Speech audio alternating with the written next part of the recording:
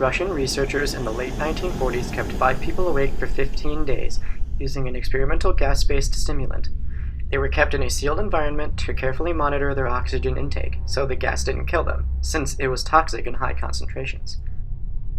This was before closed-circuit cameras, so they had only microphones and 5-inch thick glass porthole-sized windows into the chamber to monitor them. The chamber was stocked with books, cots to sleep on, but no bedding, running water and toilet, and enough dried food to last all 5 for over a month. The test subjects were political prisoners deemed enemies of the state during World War II. Everything was fine for the first 5 days. The subjects hardly complained, having been promised falsely that they would be freed if they submitted to the test and did not sleep for 30 days. Their conversations and activities were monitored, and it was noted that they continued to talk about increasingly traumatic incidents in their past, and the general tone of their conversations took on a darker aspect after the 4-day mark. After 5 days, they started to complain about the circumstances and events that led them to where they were and started to demonstrate severe paranoia. They stopped talking to each other and began alternately whispering into the microphones and one-way mirrored portals. Oddly, they all seemed to think that they could win the trust of the experimenters by turning over their comrades, the other subjects in captivity with. At first, the researchers suspected this was an effect of the gas itself. After 9 days, the first of them started screaming. He ran the length of the chamber, repeatedly yelling at the top of his lungs for 3 hours straight, and continued attempting to scream, but was only able to produce occasional squeaks. The researchers postulated that he had physically torn his vocal cords. The most surprising thing about this behavior is how the other captives reacted to it, or rather, didn't react to it. They continued whispering to the microphones until the second of the captives started to scream. The 2 non-screaming captives took the books apart, smeared page after page with their own feces, and pasted them calmly over the glass portholes. Screaming promptly stopped. So did the whispering into the microphones. After 3 more days had passed, the researchers checked the microphones hourly to make sure they were still working, since they thought it impossible that no sound could be coming from the 5 people inside. The oxygen consumption in the chamber indicated that all 5 must still be alive. In fact, it was the amount of oxygen 5 people would consume at a very heavy level of strenuous exercise. On the morning of the 14th day, the researchers did something that they said they would not do to get a reaction from the captives. They used the intercom inside the chamber, hoping to provoke any response from the captives they were afraid were either dead or vegetables. They announced, "We are opening the chamber to test the microphones. Step away from the door and lie flat on the floor or you will be shot. Compliance will earn one of you your immediate freedom." To their surprise, they heard a single phrase in a calm voice response. "We no longer want to be freed." Debate broke out among the researchers and the military forces funding the research. Unable to provoke any more response using the intercom, it was finally decided to open the chamber at midnight on the 15th day. The chamber was flushed of the stimulant gas and filled with fresh air, and immediately voices from the 3 microphones began to object. 3 different voices began begging, as if pleading for the life of loved ones, to turn the gas back on. The chamber was opened and soldiers went in to retrieve the test subjects. They began to scream louder than ever, and so did the soldiers when they saw what was inside. 4 of the 5 subjects were still alive, although no one could call the state that any of them were in life. The food rations past day 5 had not been so much as touched.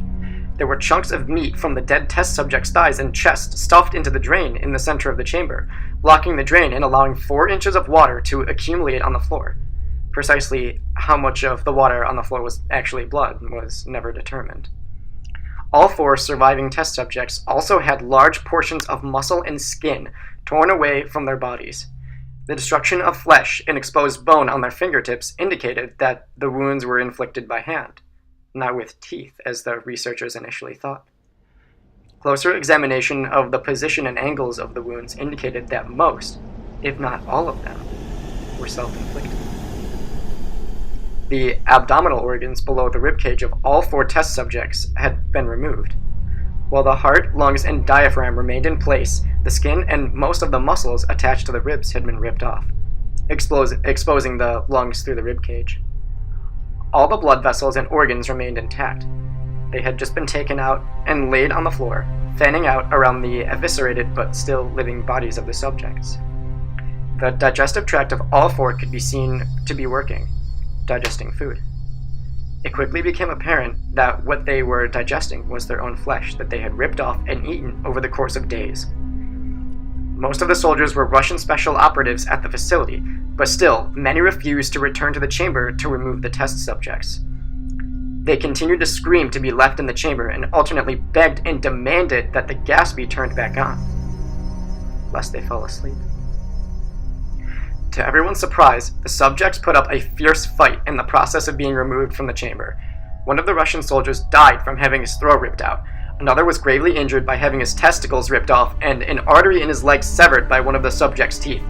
Another 5 of the soldiers lost their lives, if you count the ones that committed suicide in the weeks following the incident. In the struggle, one of the 4 living subjects had his spleen ruptured and he bled out almost immediately. The medical researchers attempted to sedate him, but this proved impossible. He was injected with more than 10 times the amount of a morphine derivative and still fought like a cornered animal, breaking the ribs and arm of one doctor. When the heart was seen to beat for a full 2 minutes after he had bled out to the point that there was more air in his vascular system than blood. Even after it stopped, he continued to scream and flail for another 3 minutes, struggling to attack anyone in reach and just repeating the word more over and over, weaker and weaker, until he finally fell silent. The surviving 3 test subjects were heavily restrained and moved to a medical facility, the 2 with intact vocal cords continuously begging for the gas and demanding to be kept awake. The most injured of the 3 was taken to the only surgical operating room in the facility had. In the process of preparing the subject to have his organs placed back within his body, it was found that he was effectively immune to the sedative they had given him to prepare him for the surgery. He fought furiously against his restraints when the anesthetic gas was brought out to put him under. He managed to tear most of the way through a 4-inch wide leather strap on his wrist, even through the weight of a 200-pound soldier holding that wrist as well.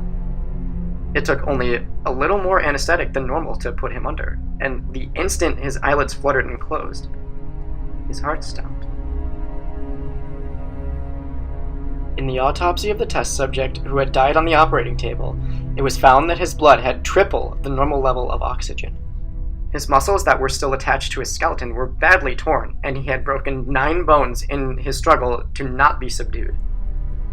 Most of them were from the force his own muscles had exerted on them. The second survivor had been the first of the group of 5 to start screaming.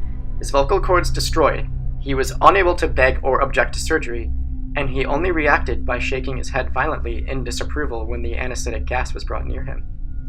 He shook his head yes when someone suggested reluctantly that they try the surgery without anesthetic, and did not react for the entire 6-hour procedure of placing his abdominal organs and attempting to cover them with what remained of his skin. The surgeon presiding stated repeatedly that it should be medically impossible for the patient to still be alive. One terrified nurse assisting the surgery stated that she had seen the patient's mouth curl into a smile several times whenever his eyes met hers. When the surgery ended, the subject looked at the surgeon and began to wheeze loudly, attempting to talk while struggling. Assuming this must be something of drastic importance, the surgeon had a pen and pad fetched so the patient could write his message. It was simple. Keep cutting. The other 2 test subjects were given the same surgery, both without anesthetic as well. Although they had to be injected with a paralytic for the duration of the operation, the surgeon found it impossible to perform the operation while the patients laughed continuously. Once paralyzed, the subjects could only follow the attending researchers with their eyes. The paralytic cleared their system in an abnormally short period of time, and they were soon trying to escape their bonds. The moment they could speak, they were asking again for the stimulant gas. The researchers tried asking why they had injured themselves, why they had ripped out their own guts, and why they wanted to be given the gas again. Only one response was given. I must remain awake. All 3 subjects' restraints were reinforced, and they were placed back into the chamber awaiting determination as to what should be done with them. The researchers, facing the wrath of their military benefactors for having failed the stated goals of their project, considered euthanizing the surviving subjects. The commanding officer, an ex-KGB, instead saw potential and wanted to see what would happen if they were put back on the gas. The researchers strongly objected, but were overruled.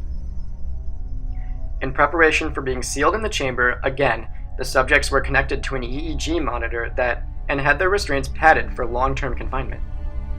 To everyone's surprise, all 3 stopped struggling the moment it was let slip that they were going back on the gas. It was obvious at this point that all 3 were putting up a great struggle to stay awake. One of the subjects that could speak was humming loudly and continuously. The mute subject was straining his legs against the leather bonds with all his might, first left, then right, then left again for something to focus on. The remaining subject was holding his head off his pillow and blinking rapidly. Having been the first to be wired for EEG, most of the researchers were monitoring his brainwaves in surprise. They were normal most of the time, but sometimes flatlined inexplicably. It looked as if he were repeatedly suffering brain death before returning to normal. As they focused on paper scrolling out of the brainwave monitor, only one nurse saw his eyes slip shut at the same moment his head hit the pillow. His brainwaves immediately changed to that of deep sleep, and then flatlined for the last time as his heart simultaneously stopped. The only remaining subject that could speak started screaming to be sealed in now. His brainwaves showed the same flat lines as one who had just died from falling asleep. The commander gave the order to seal the chamber with both subjects inside, as well as 3 researchers.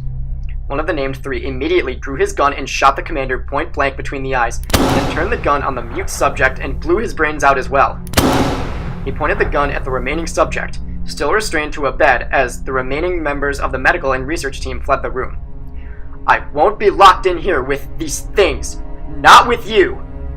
he screamed at the man strapped to the table. "What are you?" he demanded. I must know!" The subject smiled. "Have you forgotten so easily?" the subject asked. "We are you. We are the madness that lurks within you all, begging to be free at every moment in your deepest animal mind. We are what you hide from in your beds every night. We are what you sedate into silence and paralysis when you go to the nocturnal haven where we cannot tread." The researcher paused, then aimed at the subject's heart and fired. The EEG flatlined as the subject weakly choked out, "So nearly free."